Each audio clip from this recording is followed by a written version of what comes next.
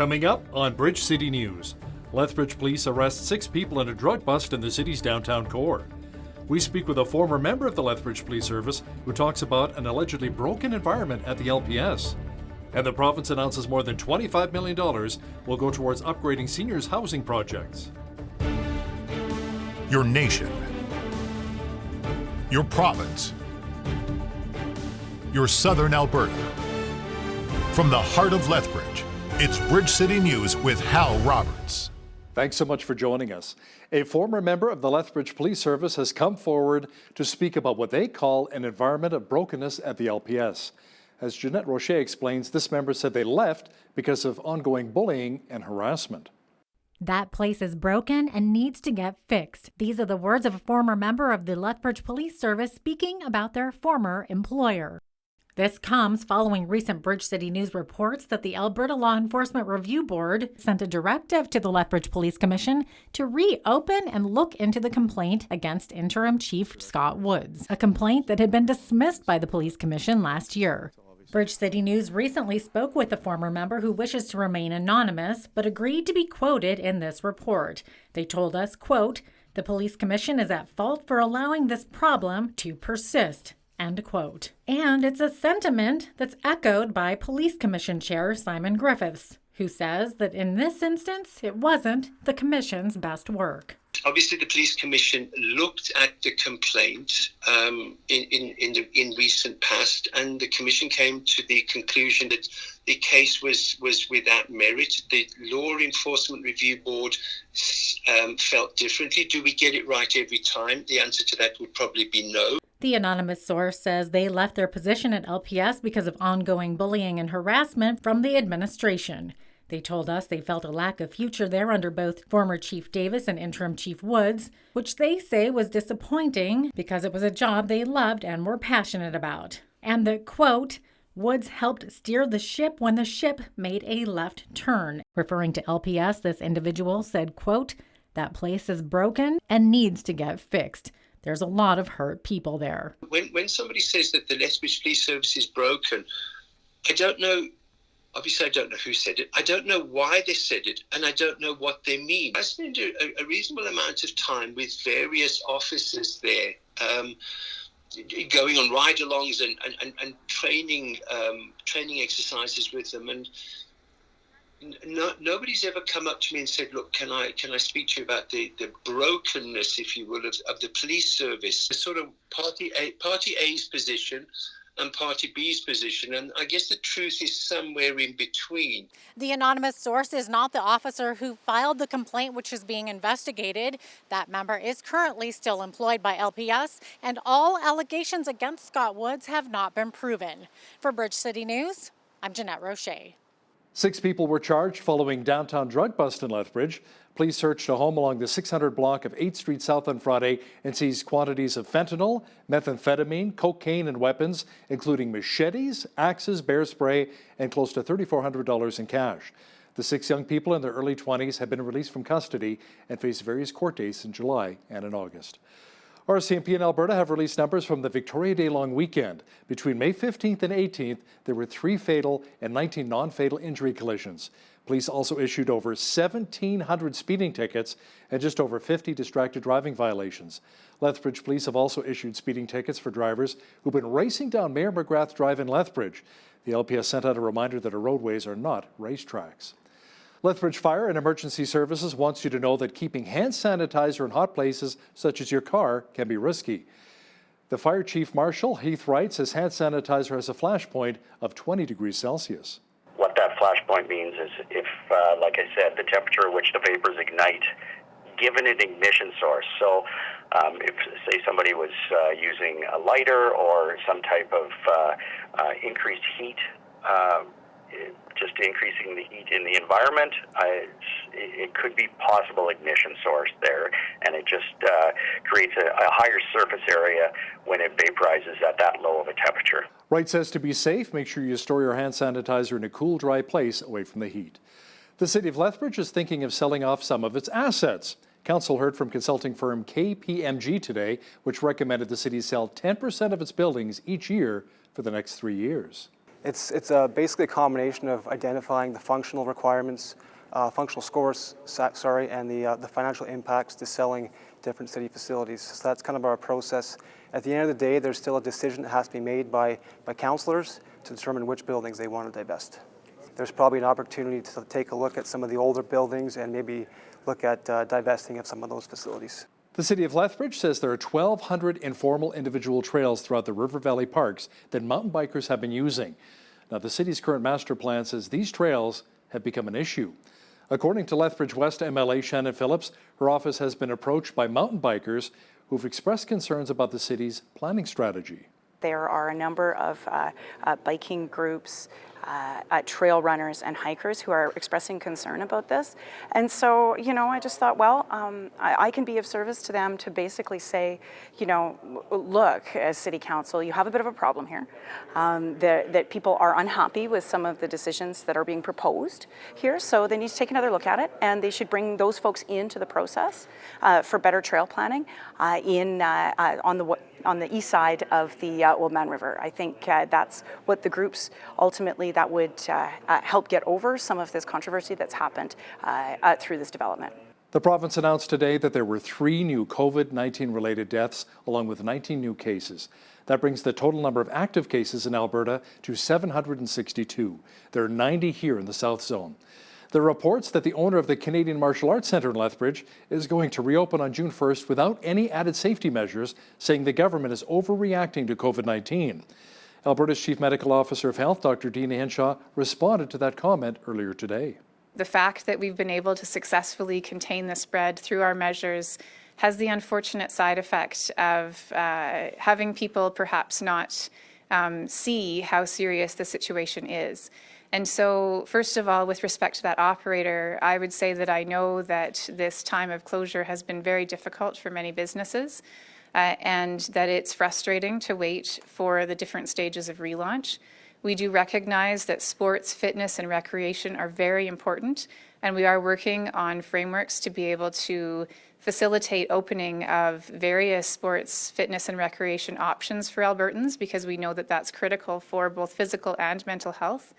But finally, I would say that we have to remain vigilant. The virus has not gone away. And the fact that we've been so successful is because of these measures that we've taken together. The province announced today that it is investing $26 million into renovating seniors' housing facilities. Government officials say the projects will create around 190 jobs and ensure seniors with low income have access to well-maintained homes. The funding will finance renovations including replacing or repairing boilers, elevators, HVAC units, electrical and safety systems. The province says in response to the COVID-19 economic downturn, it is doubling its capital maintenance and renewal funding this year and next from $937 million to $1.9 billion. The United Way of Lethbridge announced today that it will invest $50,000 towards various seniors projects. It's part of the Government of Canada's $9 million New Horizons for Seniors program. Some of the funding will go towards supporting grocery and medication delivery for seniors at the Clare's Home Senior Drop-In Centre and funding the driver program in Lethbridge to transport seniors to get groceries and medication. The Alberta government launched Phase 1 of their COVID-19 relaunch strategy on May 14th. Now, restaurants in Lethbridge were able to reopen their dining areas, and the Italian Table just opened their dining area last Thursday. As Mike Aquin explains, the owner of the restaurant says they're glad that they can finally have customers back inside once again. The Italian Table in Lethbridge reopened their dining room to the public on May 21st, and they are very excited about getting back to business. They also have new social distance guidelines to ensure a safe experience for patrons when they come inside. Super pumped to be open. So our 50% occupancy gives us about 80 seats, so we've been able to bring back 6 or 7 cooks and 6 or 7 front of house staff who are excited to be back, and so far guests are very happy we're open. The Italian Table has implemented new social distancing rules for customers. We have an individual lineup for coming in and a separate lineup for pickup and curbside, and so we've used some stanchions to create proper distancing. Right when you come in, there are signs to show customers where to go. So what we tried to do is just have some good signage here to promote physical distancing and make guests feel really comfortable, We have separate access to get to the washroom area with some sanitizer stations throughout the restaurant. Marcotte also says the Italian table spaced out the tables and put down arrows. You know, we take this really seriously, our responsibility to our staff and to our guests and to our business. The glass panels are also a new addition to space out the booths. Another way of us showing guests, you know, how much we care and that we're really going to do what we need to do to make this work. For Bridge City News, I'm Micah Quinn. The COVID-19 pandemic forced the closure of the Lethbridge Farmers Market a couple of months ago, but with the Alberta government relaunching the economy, the market reopened at Exhibition Park this weekend to the delight of both customers and vendors. And it did so with some restrictions in place. These first couple markets are a trial period for what these social distancing measures mean to the farmers market here in Lethbridge. The first thing people will notice when they come in is a line control outside. So we are doing social distancing in line, and we are letting a limited number of people into the site today.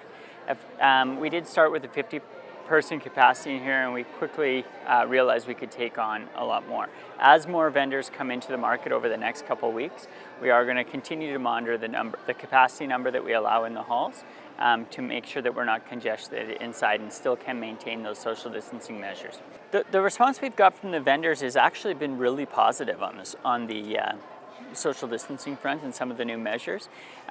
As we always do in the spring in May, we have a smaller number of vendors, and this week we have 39 vendors, next week we're at 50 vendors, the following week we're at 58 vendors, and then we're into the 60, 70, 80 through the summer. So we will gradually grow into the June markets where you start to see the major produce vendors and greenhouses here at the show. But we do encourage everyone to come out and support the local producers and businesses. With the COVID-19 restrictions, it has been a tough haul for those planning weddings, graduations, and birthdays. And for one young autistic boy in Raymond, Alberta, this is the second year in a row that he would have missed out on a birthday celebration. When bikers building bridges and their friends at the Commandos Motorcycle Club got wind of this, that all changed. On Saturday, more than 100 motorbikes and antique cars did a drive-by past the young man's home, with locals and neighbors turning out as well. Last year was a little rough. One of their sons missed his birthday because Dad was having medical problems. He was in the hospital. So this year, they're doing it up great. And everybody came out. It's amazing what social media can do. Because that little boy's just been going and going all morning, and we had all the cars and all the motorcycles go by. It's so good that everybody wanted to do that to make this little boy's day special. Well, and the nice thing about it is everybody that knows the child was able to come by, drop off a present, see everybody around, and then head out. And the ones that have a tie towards the child were able to stay and watch all the cars and motorbikes. And I know from my point of view, I am very thankful and very happy that of the amount of people that came out to actually see everything. It was just phenomenal. What a great gesture. This made for one memorable birthday. Many of the homeless in Calgary have found that they fear more than not having a bed to sleep in at night, and that is catching the COVID-19 virus. Many say they prefer sleeping outdoors under bridges and behind restaurants than risk potentially catching the coronavirus at the Calgary Drop-In Centre. Oh, worried about catching it? Are you kidding me? Yeah, I won't go near the DI. I won't go near the drop-in center. I won't go near Alpha House. I won't go near any of the shelters because it's kind of close contact no matter what you do. They're great places. I've slept there to stay warm. I've had a shower, don't get me wrong. The COVID really freaked me out and kept me from going there. Because if one's got it there, there's quite a few that would probably have it. And that's not they have been practicing kind of social distancing inside. Like if you do go for dinner, you find it's half capacity. But there's not as many people in there at all right now. So it's pretty vacant and pretty spaced, but that doesn't mean you're not going to get the COVID, right? You could cut your door handle and transfer it. You don't know, so. Ontario Premier Doug Ford says anyone who wants a COVID-19 test should get one with no fear of being turned away. It's a change of messaging from previous weeks when only those with symptoms were told to go to an assessment centre. There's still a deadly virus amongst us. And if we allow it, it will spread. It will spread like wildfire. So we have to stay on guard. And the key, our best defense right now, is to ramp up testing. We've been laser focused on it. We've built up capacity in our hospitals. We've established 129 assessment centers around the province. The Canadian Forces Snowbirds member who died in BC was honoured on Sunday. Captain Jennifer Casey was a Halifax native and a public affairs officer with the Snowbirds. Her remains arrived at the Halifax airport, where ramp ceremony was attended by family, friends, and military members. U.S. President Donald Trump attended a Memorial Day event by laying a wreath at the tomb of the unknown soldier at a national cemetery at Arlington, Virginia. This was the first two appearances Trump made Monday, despite the coronavirus pandemic. Presidents typically honor fallen military members by laying a wreath and delivering a speech at the hallowed burial ground in Virginia. But the pandemic, which is expected to claim its 100,000th American this week, has led to changes this year. According to Johns Hopkins University in the United States, the U.S. leads the world with more than 1.6 million confirmed coronavirus cases and more than 97,000 deaths. Now, if you've been stuck in isolation during the pandemic, there's a good chance that you or one of your family members has downloaded the app. BCN's Ainsley O'Reilly explains how TikTok works and why so many people are on board with it. The emerging platform has everything from cute dog videos to popular trends that are reposted over and over again to relationship and even religious advice. You can use the Discover setting to see what topics other people are sharing and watching. The hashtag Lethbridge, Alberta has been used over 76,000 times. Local video creators, Curtis and Chelsea, are taking advantage. We really want to promote Alberta and promote how cool our own backyard is. Because it's so new, it's kind of hard to know where to plug yourself or what to do. Everybody's just out there posting whatever they can. And some people are having huge success with it and some people are struggling with it, just like any other platform, I guess. Content creator and comedic improviser Kat Curtis has 1.3 million followers on the app. Her cat, One-Eared Uno, has 1.5 million followers. Kat posts everything from funny characters to wacky food combinations, noting how grateful she is for the outpour of support. I'm really excited to have an audience, and I just kind of wake up every day and try to do my best and try to give them good content that they'll like and that they'll want to do. I really get excited about making food content that kids are actually excited about. I like making comedy content that they really enjoy. TikTok has been downloaded over 1.5 billion times and continues to grow. Maybe you could be the next internet star. For Bridge City News, I'm Ainsley O'Reilly. We had lots of sunshine today and nice and warm, and that should be the trend for most of the week. Full weather details are coming right up. It was a beautiful start to the work week with lots of sunshine and warm. That should continue for the rest of the week. Jeanette Roche is here now with a full look at the weather forecast. Jeanette, it's almost perfect barbecuing weather. Yeah, an absolutely perfect weather for barbecuing this week. As we look at tonight, a mix of sun and cloud this evening, overnight low of 10 degrees. Into tomorrow, 22 degrees is the high with a mix of sun and cloud. The overnight low tomorrow evening, 7 degrees. And as we look to the 5-day forecast, we'll see some nice weather in there as well. High of 18 degrees is expected for Wednesday, 19 for Thursday, mix of sun and cloud for both of those days. Increasing cloud for Friday with a high of 21 degrees. But look at that weekend, 29 is the high on Saturday and 28 for Sunday under a mix of sun and clouds. So yes, you mentioned barbecuing before. I would say we should start getting the grill ready for the weekend. Absolutely.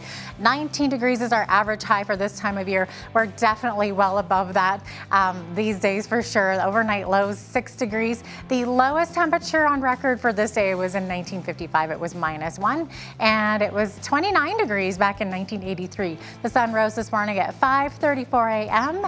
and our Monday evening sunset 9:23 p.m., giving us almost 16 hours of daylight. As we are getting closer and closer to summer, let's look at the West Coast. Victoria's high 19, 18 tomorrow in Vancouver with a chance of showers.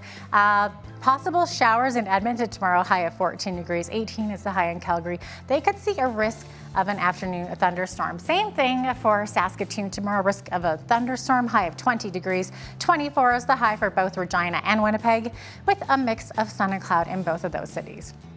Now, as we look further east into central Canada, we're going to be seeing some very hot weather. Humidex around 39, UV index of 9 or very high for Toronto, sunny skies.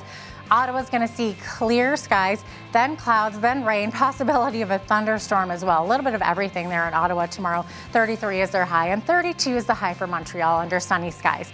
30 is also the high tomorrow for Fredericton, mix of sun and cloud. Charlottetown could see actually overnight patches of frost. Sunny skies in the morning though, 24 degrees. Halifax, chance of rain, 22 degrees, and sunshine in St. John's, Newfoundland with a high of 15 degrees. There you go, that is your weather. Today's weather highlights are brought to you by Dan's LA Carpet Cleaning.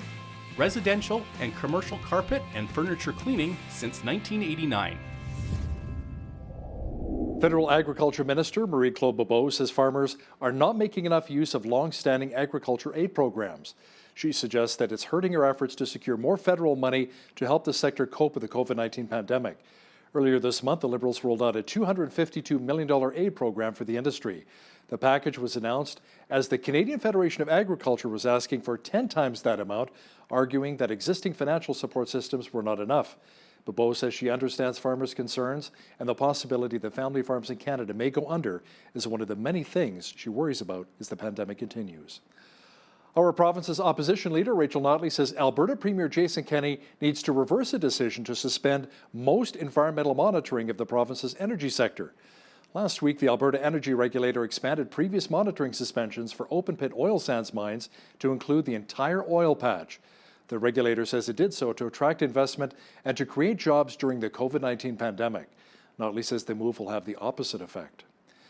Boeing plans to cut around 400 positions at its Winnipeg facilities due to the impact of the novel coronavirus. The company says the reductions will come from voluntary and involuntary layoffs and normal attrition. Boeing employs around 1,600 people at 2 plants in the city where they produce components mainly for its commercial airplanes. Volkswagen says a court ruling will clear the way for a settlement of consumer claims in Germany over its emissions testing scandal. The German court ruled that Volkswagen must buy back diesel vehicles from owners with software that evaded emissions testing. Consumers, however, must accept the current value of the vehicle based on the mileage they drove since buying it and not the purchase price.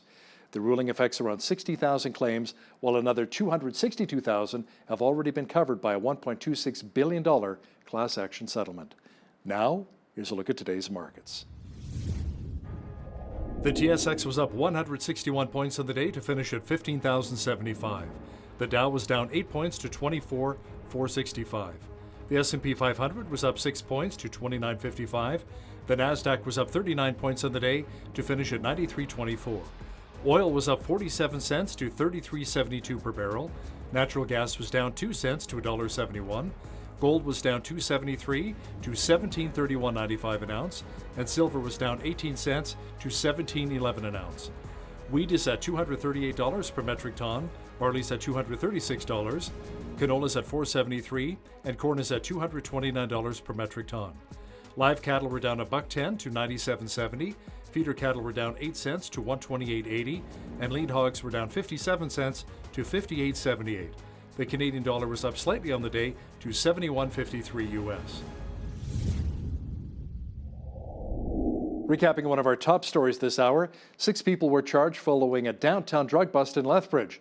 Police searched a home along the 600 block of 8th Street South on Friday and seized quantities of fentanyl, methamphetamine, cocaine, and weapons, including machetes, axes, bear spray, and close to $3,400 in cash. The 6 young people, all in their early 20s, have been released from custody and face various court dates in July and in August. The World Health Organization says there are now close to 5.5 million cases of COVID-19 around the world, along with 345,000 deaths. Fortunately, just over 2 million people have since recovered from the virus. Josh Morrison is with One Day Sooner, a group trying to find volunteers for human challenge trials to help find a coronavirus vaccine. He shares the details with BCN's Jeanette Rocher in just a moment. Well, most of us are really hoping someone will come along with an effective vaccine for COVID-19 really soon. But the reality is vaccines generally take about 18 months to develop. But there is possibly a faster way to do this, although it comes with some controversy. Today's guest is going to tell us what could be part of the solution. Josh Morrison is one of the team leaders with One Day Sooner. Hello, Josh. Thank you for joining us today. Thanks for having me. Now, can you give our viewers a snapshot of what One Day Sooner is all about? Yeah, so we're a group that advocates for people who are interested in participating in what's called a human challenge trial. And what that means is it's a way of testing a vaccine that instead of just giving someone a vaccine and letting them go out into the normal population, seeing if they'll be infected, you actually deliberately expose them to infection, and that way you can test it a lot quicker. And so that's what we're interested in exploring, whether that would be a good idea. Right. Now, can you explain how the human challenge trial works? I assume that first you find candidates or volunteers, right? And some of them are given the trial vaccine while others are getting a placebo, and then others actually get the dose of COVID-19 virus. Is that correct?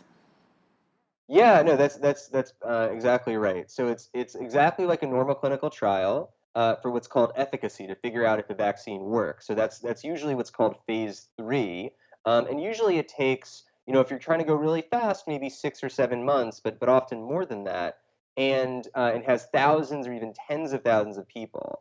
And like you said, you give half the group the vaccine and half the group a placebo, or maybe another vaccine or something like that you're testing against. With the challenge trial, works the same way. You give both halves the vaccine and the placebo, but then you have them come to a sort of medical facility where they'd be isolated and given medical care, and then they take like a nasal spray or something like that that has the virus in it, and which will infect people who are unvaccinated.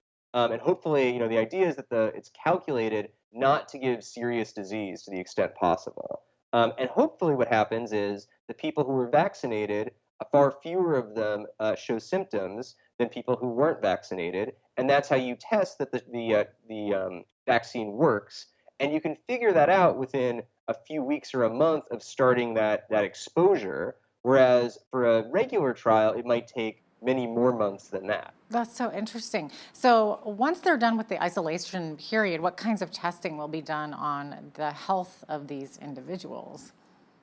hmm That's a good question. So they'll remain in isolation for several weeks until they've had several tests to make sure they're definitely not infectious, have no more of the virus, their health is back to normal, everything like that. So there's not going to be any possibility of reinfecting the community in any way or things like that. Now, after the fact, we would expect to have kind of longer term follow-up and things like that to make sure that these people are getting the best health care possible, and any conditions that came up because of their brave acts, are going to be treated as well as we possibly can. So to what degree could this potentially speed up the timeline to get a vaccine out there? Well, it's hard to say. There are some experts that propose kind of replacing those traditional, quote, phase 3 trials, those sort of 6-month trials, with these which might take maybe 2 months or so once they're set up, although it takes some time to get these challenge trials ready because they wouldn't be ready today. So in that world, maybe you could save several months. And there is precedent for doing that, where the vaccine that Americans use for cholera when they're traveling abroad, called Vaxchora, was developed using a challenge trial to prove that it was effective. But I think that's a little bit unlikely that you're going to replace those trials altogether.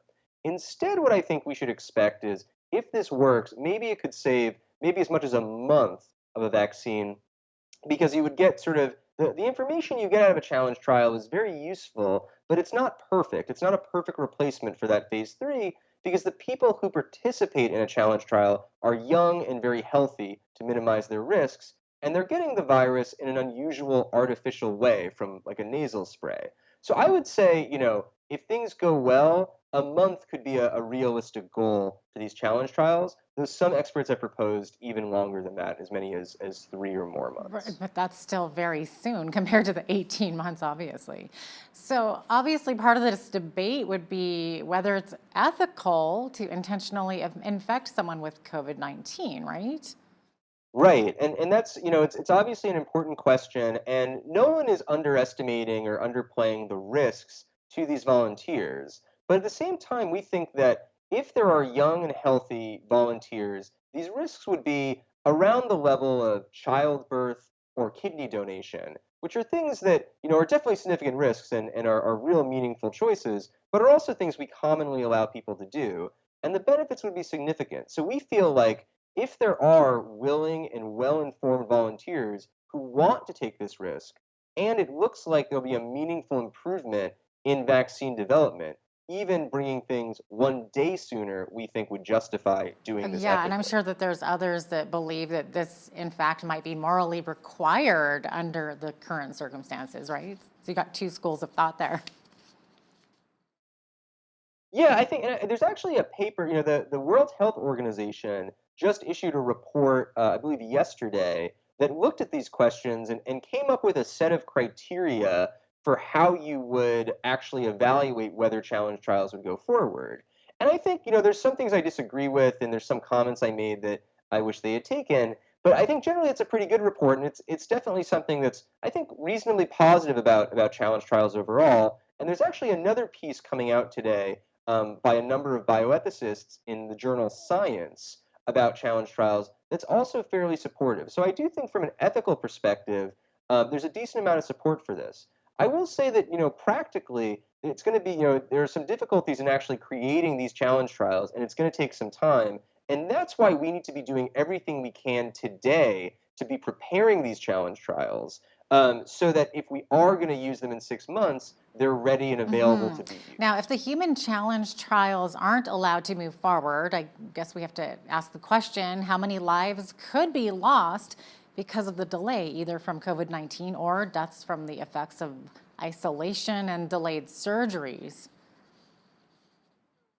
Yeah, so I mean, it's obviously very uncertain, what things are going to the world's going to bring in 3 months or 6 months, or especially 18 months when a vaccine might be kind of actively being deployed. And so anything that we can say is sort of a guess.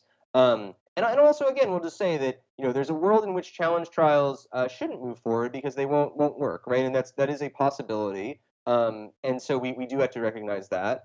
But that said, if you think about what does one day of vaccine deployment mean? One very, very rough estimate I use is I say, well, let's say that 1 out of 6 people in the world are going to get infected with COVID-19 every year.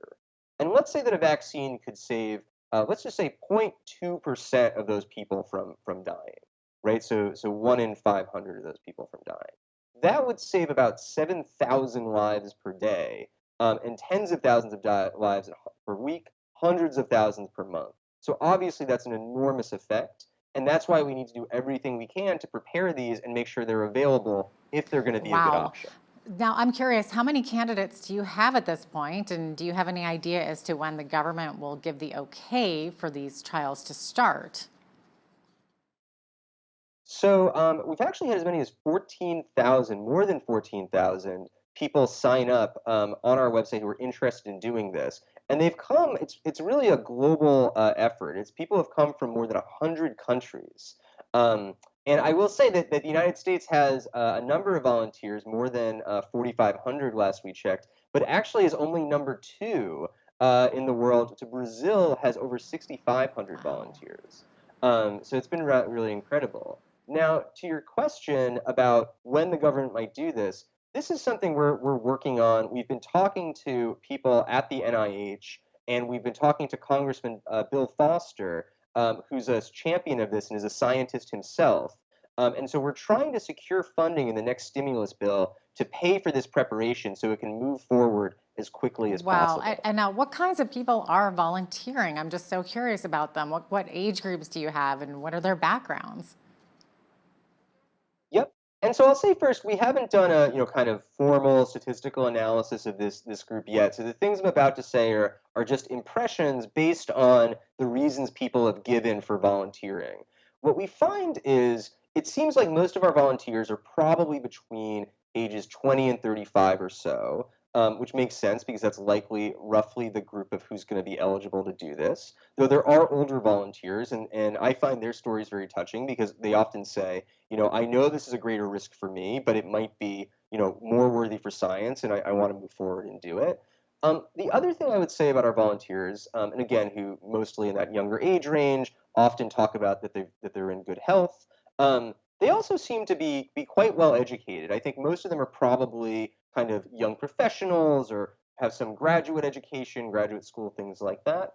And often a lot of them have like a medical or public health or biomedical sort of background, and so they're kind of interested in these topics before. The last thing I'll say is that there are a number of volunteers, certainly not the majority, but a noticeable group who have military service and see this as being aligned with that, which I think makes a lot of That sense. is so interesting. You mentioned hearing some of their stories. What are some of the stories that you are hearing from them? Why are they volunteering? I mean, you kind of explained that a little bit, but Yeah. I'm just curious. So one that really touched me, there's a number of different inspiring stories, and I actually print out really that I kind of read some of them kind of randomly and print out some of the ones that really connect with me. One that made me cry when I read it was someone who had been in an accident a few years ago they had lost part of their leg, and it really affected their life and really hurt their life. And they said they wanted, they knew that maybe they'd be ineligible because of this or because they were a bit older. But they really just were completely passionate about doing this because they wanted to be useful. They wanted to be making a difference. And this person had a 13-year-old daughter and wanted to do it for her. Wow. And so that was one that really Wow, touched me. that is touching. So how much of a health risk are these volunteers realistically being exposed to? hmm So, one thing I'll say, and one of the things that's daunting about this and makes it, a significant decision, is there's some real uncertainty. It's a very new disease. We're learning new things every day, and hopefully we'll learn more, by the time that it happens. But our best available data is that if you look at people ages 20 to 29, basically the risk of death in that group from COVID-19 is about 1 in 3,000. And that's including both people who are healthy and who have pre-existing conditions. And so with the challenge trial, you'd be removing people who have pre-existing conditions. And so that, if you look at, for example, the statistics from New York City, deaths between people 18 and 45, something over 80% of those deaths are people with pre-existing conditions. So the risks are real, but by comparison, about 1.5 in 10,000 women die during pregnancy. So this is kind of, I think, roughly on par with that. So significant, but also, when people are pregnant, we don't think like, oh, I better, say my goodbyes because, That's you right. might not be here. So it's real. But it's also, within a level of risk that we accept in other And circumstances. if the trial is successful, will there possibly be some testing done on volunteer healthcare workers to put, those that are basically in a higher risk category, to put them into a higher risk testing phase, so to speak? Yeah, so there's a few different ways you could do this. You could select people for the trials based on people who had high risk before, like a healthcare worker or like someone who was in an area with widespread disease. So that's one thing that you could do. Another thing, is that's an alternative people have proposed to challenge trials, and I think it's a useful thing to be doing either way, is to conduct some of these clinical trials among healthcare workers. So, for example, there's actually a phase 3 trial now of a tuberculosis vaccine that they're trying to see if it works for COVID as well. And that's being tested in about 5,500 healthcare workers in Australia and the Netherlands. To be clear, that's not a challenge trial. That's a more conventional Now, trial. some are suggesting that intentionally infecting healthcare or healthy volunteers, rather, with low doses of the COVID-19 virus could help create herd immunity, which could potentially make the pandemic easier to manage. So, what are your thoughts on this? I think of that as a very separate proposal to what we're saying, and I don't really have particularly intelligent thoughts. What we're describing is something that is testing a vaccine and is being done, by medical professionals with the highest standard of care, with an enormous amount of preparation. I haven't seen anything like that among the other approach of trying to get immunity or things like that.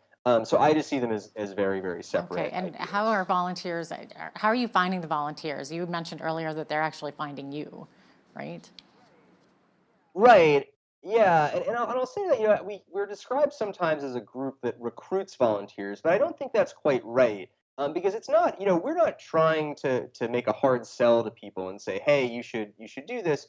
we think that it's something that some people feel called to do and feel inspired to do, and that's the way I felt about it. And so I think people hear about us, and some people wanna sign up, and that's how people have been finding us. Our job isn't to try to grab volunteers. Our job is to try to represent those volunteers and advocate for them, basically making sure that if challenge trials are going to be useful, we do everything we can to make them happen, while at the same time making sure that they don't happen if they're not going to be helpful, or if the risks are unreasonable compared to the benefits. So we're trying to advocate for those volunteers, but our goal is not necessarily to try to get as many people as possible to do this. We think it's something that if it feels like the right decision, that's wonderful. And if it doesn't, it's certainly not for everyone, and we would never, try to Of course. Right. sneak Yeah. someone Thank into you for volunteering. clearing that up, too. Josh Morrison, thank you so much for being on our show. We really appreciate the information here. All right. Thank you for having me. All right. That is Josh Morrison. He is one of the team leaders with One Day Sooner.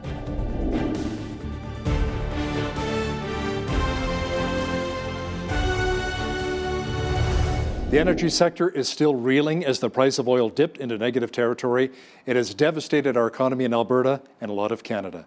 David Yeager is an energy policy analyst and author of the new book, From Miracle to Menace, Alberta, a Carbon Story. He also recently wrote an interesting article entitled COVID-19 Will Greatly Reduce Support for the Anti-Oil Movement.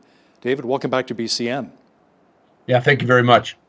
Now, you write about how the climate change and anti-oil movement started and how the power of social media, and politicians have really contributed to this. Can you explain in further detail, remembering that Bridge City News is not mainstream media?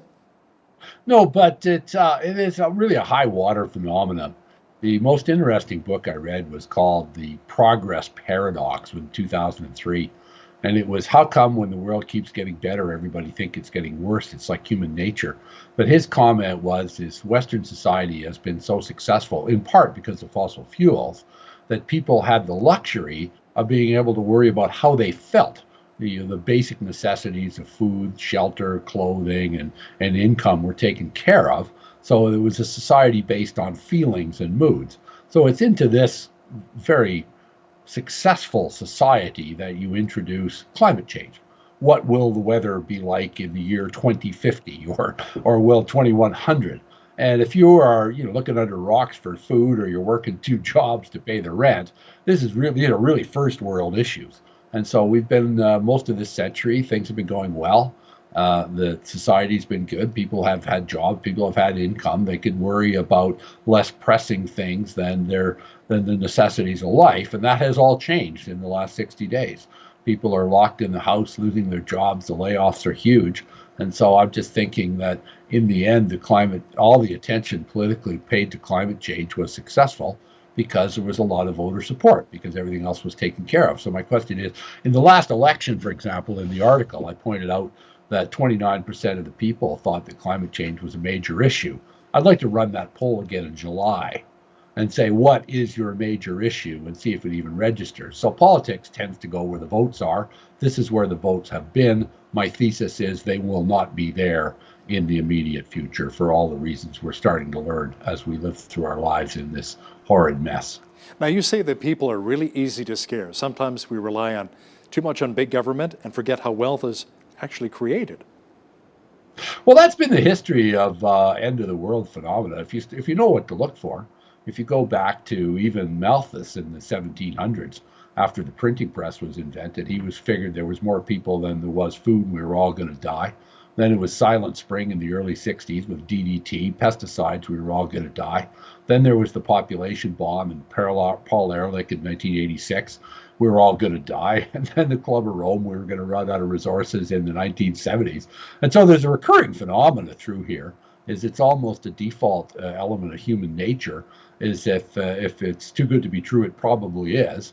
And so maybe it's in our DNA that we're actually worried about things like this. But so I guess we are easy to scare. And the COVID is a perfect example. 99.95% of the people of Alberta have not tested positive, and yet nobody will go near anybody. So perhaps it's human nature, perhaps it's overemphasized. But yeah, this is getting people to worry about what's going to happen next. It appears to be quite easy.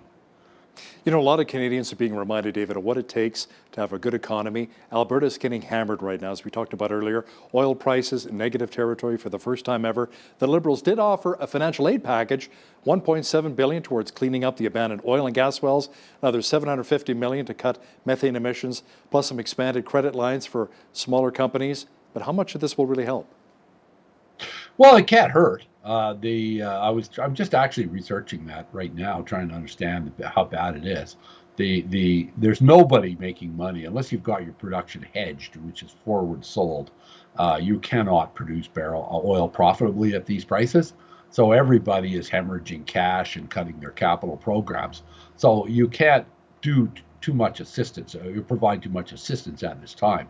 The real issue has been, is this sufficient? And that's what people are worried about. I mean, the fact is, the government, it's a lot easier to respond to the COVID situation than it is to understand what you've done.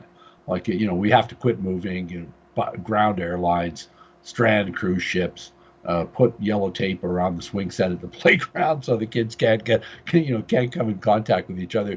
Shutting down and locking down the economy is really quite easy, for all the various levels of politicians to sound concerned and have the police go around and give away tickets.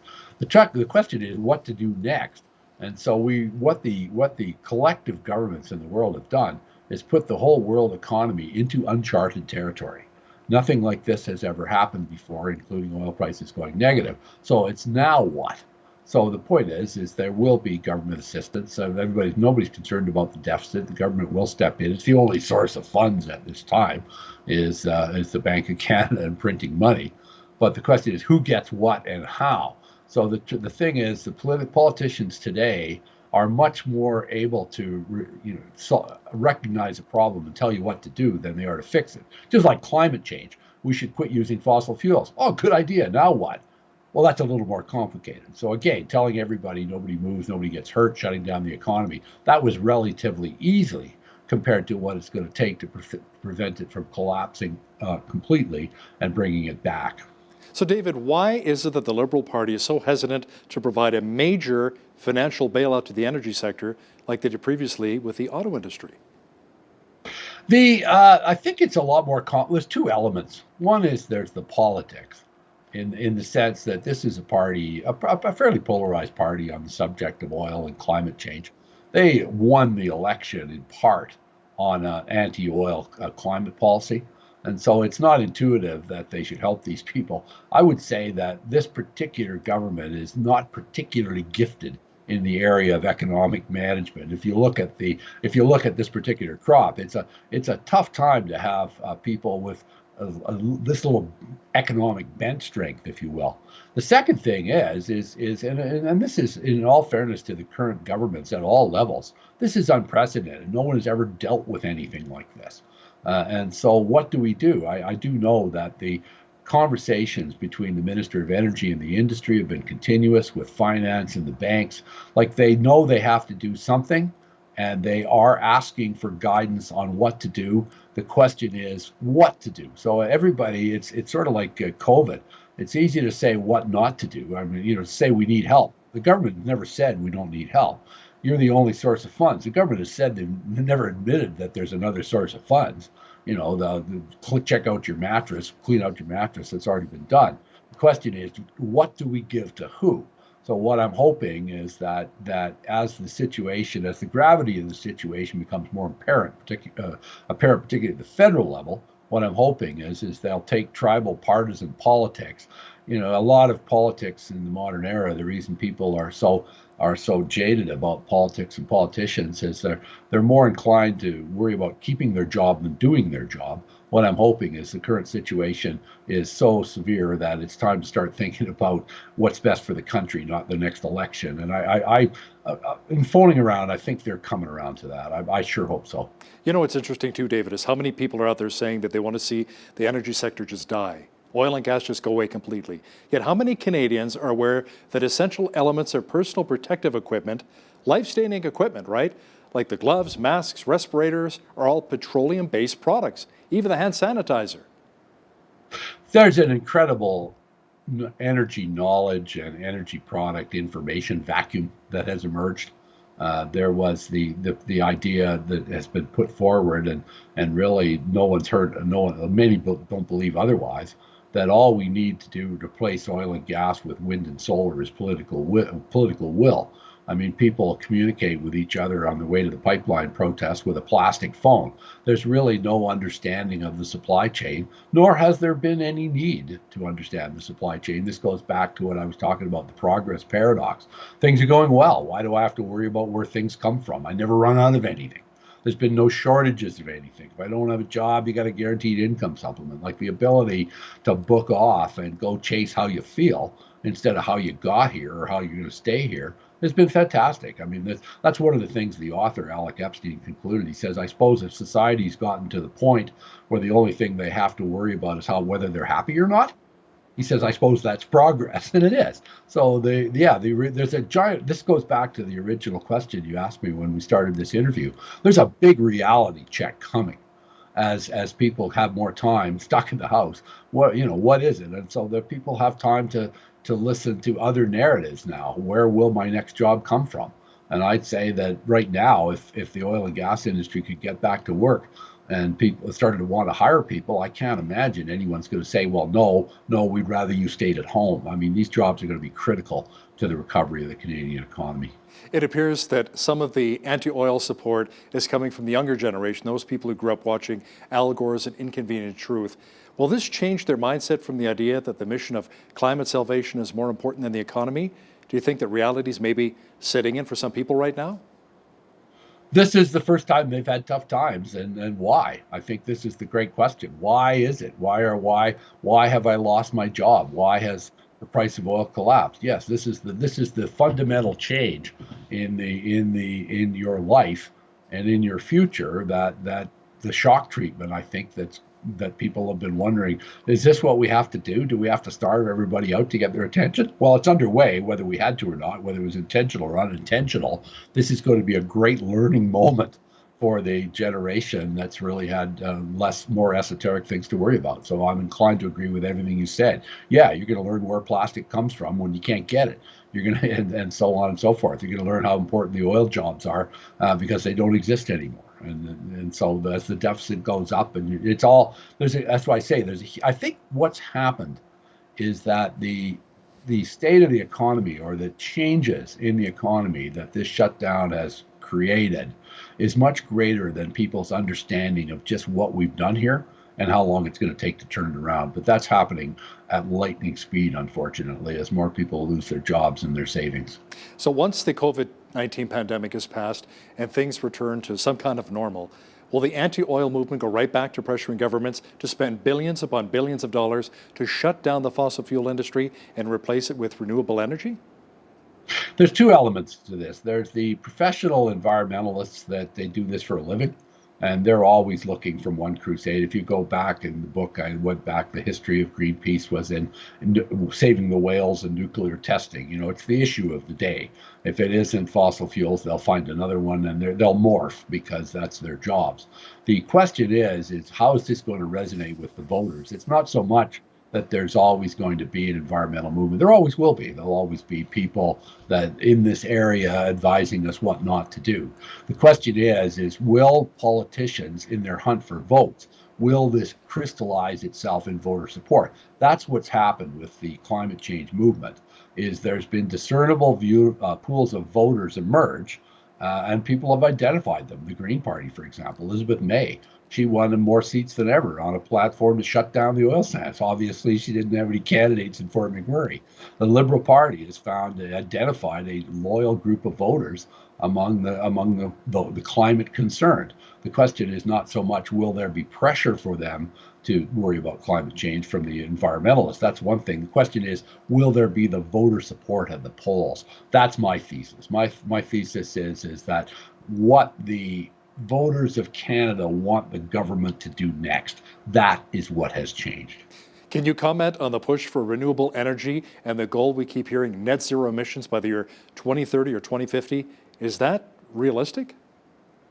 It's easier to say than do. I've talked to a lot of people or read a lot of material. Equinor is the old Statoil out of Norway. and they have adopted and of course, Norway's thought as being uber green, and they have said, well, we're net zero by 2050. So then you have to go back and say, well, that's nice. Well, I tend to peel back the onion and read the story below the headline. And what they called that was a wonderful opportunity for research and development. Meaning we actually don't know how we're going to do it yet. And we're going to have to develop the means to do it. So the commitment is one thing. The means is unknown. And so there's no one has explained to my satisfaction how they're going to go net zero by 2050. It's just the path of least resistance has been, the path of least resistance is just say you're going to do it and buy yourself a little fresh air. And 20 years, of course, that's or 30 years. The beauty of those who commit to net zero by 2050 today is 30 years out. They certainly, if they're not dead, they certainly won't be in the jobs they're in when they made the commitment. But no, I would say that the whole world is going to rethink this, is going to look at their priorities now. I mean, this is not just confined to Canada. This is happening all over Europe, all over the Western world. There's 7.5 billion people on Earth that are being impoverished in some way at the present time. That is the people to ask, not Greenpeace or not Justin Trudeau, what they think. What do the people of the world think? And this is a reset, I think, of priorities back to the basics. David, we got 30 seconds left here. Quickly, what is your overall outlook for the Alberta energy industry? We're not going away anytime soon. The one thing about low oil prices is they really have put an arrow through the heart of the renewables. Renewables need higher oil prices, not lower oil prices. I believe that oil is going to be around for a long time. We got a lot of it. We're going to make a big comeback. I just can't tell you exactly when. Okay, thanks so much, David. David Yeager, energy policy analyst and author of From Miracle to Menace, Alberta, a Carbon Story. Thanks for your time today. Thank you very much. On behalf of all of us here at BCN, I'm Hal Roberts. God bless. Thanks so much for watching.